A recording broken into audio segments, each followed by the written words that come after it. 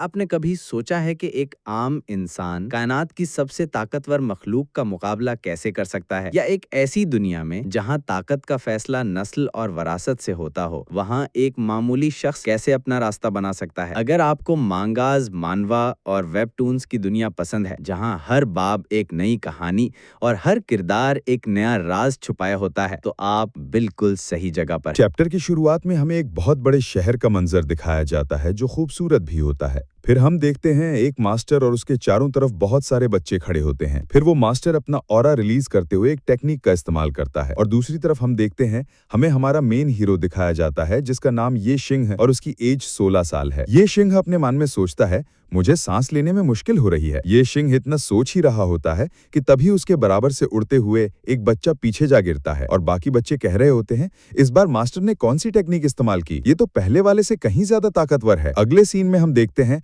Master कहता है ये ग्रो हो रहे हैं। मास्टर के इतना कहते ही हम देखते हैं मास्टर का जिस्म पूरी तरह से तब्दील होने लगता है। फिर मास्टर कहता है तुम लोग मेरी तब्दीली के बारे में बाद में सीखोगे, अभी हम क्लास को आगे बढ़ाते हैं। दूसरे सीन में हम देखते हैं ये शिंग मन में सोचता है मास्टर की बॉडी पर ड्रैगन के सींग और स्केल्स निकल आए हैं। ये शिंग के इतना सोचते ही सीन चेंज हो जाता है और हम देखते हैं मास्टर कहता है अब से तुम सब बच्चे हेवनली स्टार एकेडमी के अंडर में आते हो, तुम लोग यहाँ पर मार्शल आर्ट सीखोगे। इतना कहने के बाद मास्टर कहता है मार्शल आर्ट्स ने पुराने जमाने से बहुत सी तब्दीलियां देखी हैं और आखिर में सिर्फ 3 सबसे ताकतवर मार्शल आर्ट्स बाकी रह गई हैं। इतना बताने के बाद मास्टर इन तीनों आर्ट्स का नाम बताता है। पहले नंबर पे फ्लेम मार्शल आर्ट्स, जिसको एक बहुत ही सेक्सी और औरत नहीं मेरा मतलब है बहुत ही खूबसूरत औरत दिखा रही होती हैं।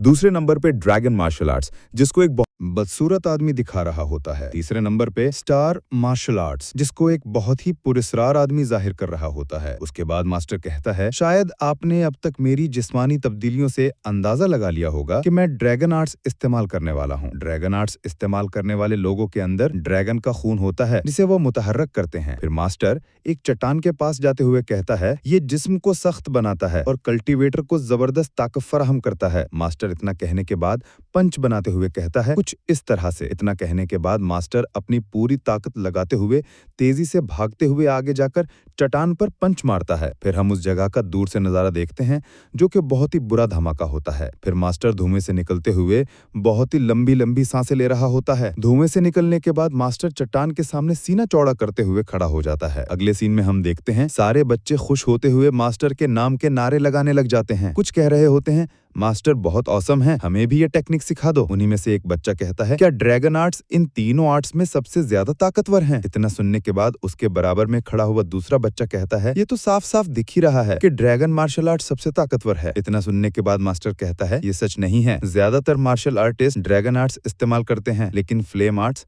ज्यादा ताकतवर हैं। एक ड्रैगन आर्ट्स इस्तेमाल करने वाला अपने ही रैंक के फ्लेम आर्ट्स इस्तेमाल करने वाले को सिर्फ हाथापाई में हरा सकता है। फ्लेम आर्ट्स इस्तेमाल करने वाले आग को काबू करते हैं और उनकी फ्लेम सील आर्ट्स एक बड़े इलाके को निशाना बनाती है। इस तरह वो एक ही वक्त में अपने ही रैंक के कई ड्रैगन आर्ट्स इस्तेमाल करने वालों को शिकस्त दे सकते हैं। मास्टर के इतना कहते ही सीन चेंज हो जाता है और हम देखते हैं वही सेक्सी सी औरत सामने आती है और मास्टर बताते हैं एक बार जब आपको फ्लेम आर्टिस्ट की आग लग जाए तो अगर आप भागने की कोशिश भी करें तब भी आप फ्लेम आर्टिस्ट के काबू से नहीं बच सकते। ये सब सुनने के बाद वही बच्चा कहता है तो मैं गलत था। फिर दूसरा बच्चा कहता है ये बात समझ में आती है कि अगर ड्रैगन आर्टिस्ट सबसे ताकतवर होते तो तुम 2 कोड़ी के मास्टर ना होते। मेरा ख्याल है कि मैं बहुत भोला हूँ। ये सुनने के बाद मास्टर अपने मन में सोचता है ये 2 छोटे बच्चे। मास्टर इतना सोच ही रहा होता है कि तभी पीछे से एक आवाज आती है कि आप मेरे एक सवाल का जवाब दे सकते हैं? फिर मास्टर कहता है बोलो। फिर क्या स्टार मार्शल आर्टिस्ट के बारे में जानना चाहते हैं? मास्टर तो इतना सोच ही रहा होता है कि तभी वही 2 बदतमीज बच्चे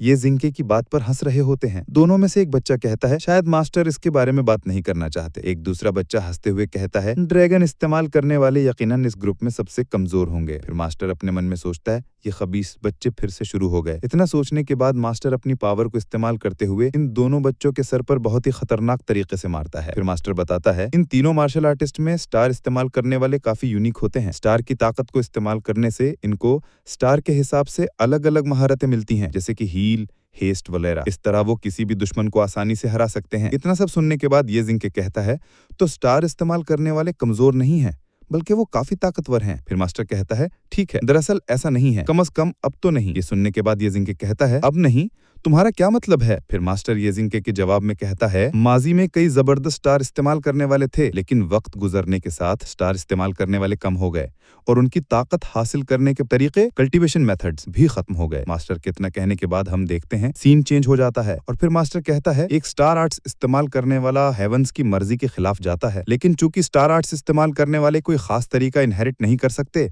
इसलिए आजकल बहुत कम कल्टीवेटर्स ऐसे हैं जो 9th हेवनली लेयर रेल्म तक पहुंच पाए हैं। मास्टर की बात को इतना सुनते ही वही दोनों पुराने शैतान बच्चे कहते हैं, उनमें से एक कहता है, 9th लेयर भी नहीं, स्टार मार्शल आर्ट्स इस्तेमाल करने वाले बिल्कुल बेकार हैं। ये बात सुनने के बाद फिर दूसरा बच्चा कहता है, बेहतर है खामोश रहो, क्या तुम वाकई दोबारा मार खाना चाहते हो? फिर हम देखते हैं येजिंके जब मास्टर की बात सुनता है तो बहुत ही उदास हो जाता है। मास्टर जब येजिंके का उदास चेहरा देखता है तो फिर कहता है, ऐसे देखने की जरूरत नहीं है लड़के, प्रैक्टिस। कोई भी कल्टीवेटर जिसने हाई लेवल बाउंड्री तक प्रैक्टिस की हो वो बहुत ही जबरदस्त ताकत पैदा कर सकता है। फिर हम देखते हैं मास्टर जाते हुए कहते हैं, तुम लोग तैयार हो जाओ, मैं जाकर टेस्ट का इंतजाम करता हूँ। मास्टर की बात को सुनते हुए कोई पीछे से बच्चा कहता है, क्या हमने अभी फिजिकल टेस्ट खत्म नहीं किया? फिर मास्टर उस बच्चे के जवाब में कहता है, यकीनन तुम अपना फिजिकल टेस्ट दाखिले के वक्त दे चुके हो, इसलिए अब तुम लोगों के पास अपने टैलेंट टेस्ट के लिए तैयारी करने के लिए 2 घंटे हैं। मास्टर के जाने के बाद येजिंके मन में सोचता है, मुझे सख्त मेहनत और ट्रेनिंग करनी चाहिए। अगले सीन में हम देखते हैं बहुत सारे बच्चे आपस में घुल मिल रहे होते हैं। इन सब बच्चों में से एक बच्चा कहता है, अपनी बकवास बंद करो और मेरी सुनो, आज हमारी इस हेवनली स्टार एकेडमी में पहली क्लास है और हम सब क्लासमेट्स हैं। आप में से बहुत से लोग अमीर घरानों से आए हैं और कुछ दूर दराज के इलाकों से, लेकिन इससे कोई फर्क नहीं पड़ता कि आप कहाँ से आए हैं। आपको ये समझना होगा कि आज से मैं इस क्लास का किंग हूँ और इस क्लास का हर फैसला मैं ही करूंगा।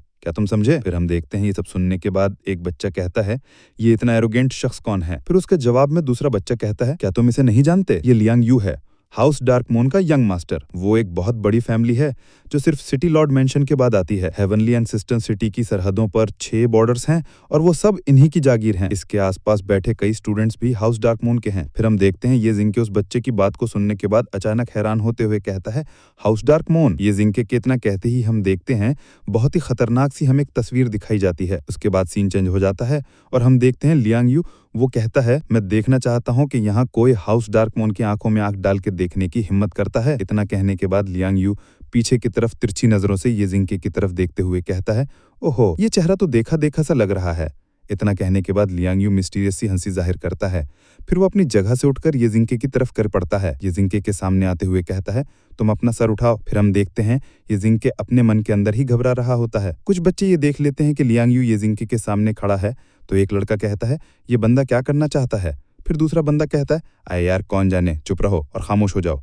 फिर हम देखते हैं येजिंके अपना सर उठाते हुए कहता है, तुम्हें मुझसे क्या काम है? ये देखने के बाद येजिंके अपना सर उठा के इतना ऊंचा बोल रहा है तो वो लड़का अपने आप में ही गुस्सा हो जाता है। फिर वो उससे पूछता है, तुम्हारा नाम क्या है? तो फिर येजिंके अपना नाम बताता है कि मेरा नाम ये है। इतना सुनने के बाद हम देखते हैं लियांग यू गुस्सा हो जाता है। फिर वो अपनी लात को उठाते हुए येजिंके के मुंह पर मार देता है। येजिंके उसकी लात खाने के बाद बहुत ही पीछे जा गिरता है। हम देखते हैं बहुत से बच्चे नज़ारे को देख के घबरा भी जाते हैं। फिर हम देखते हैं लियांग यू येजिंके के सामने एक खतरनाक सी हंसी हंसते हुए कहता है, तुम्हारी हिम्मत कैसे हुई कि तुम अपने ओवरलॉर्ड से इस तरह बात करो? भले ही हम एक स्कूल में पढ़ते हैं, लेकिन तुम्हारी हिम्मत कैसे हुई कि तुम अपने मास्टर से बैठकर बात करो? तुम्हारी अज़्योर फैमिली मेरी डार्क मून फैमिली की महज ये तो सिर्फ शुरुआत है। यी जिंग है का सफर अभी शुरू हुआ है और इसका सामना कई नए चैलेंजेस और ताकतवर मुखालिफिन से होने वाला है। क्या वो खुद को साबित कर पाएगा और अपने खानदान की इज्जत को बहाल कर सकेगा? ये जानने के लिए इस सीरीज की अगली किस्त का इंतजार करें। अगर आपको ये वीडियो पसंद आई हो तो लाइक करें, अपने दोस्तों के साथ शेयर करें और हमारे चैनल को सब्सक्राइब करना ना भूलें। मिलते हैं अगले वीडियो में, तब तक अपना ख्याल रखें।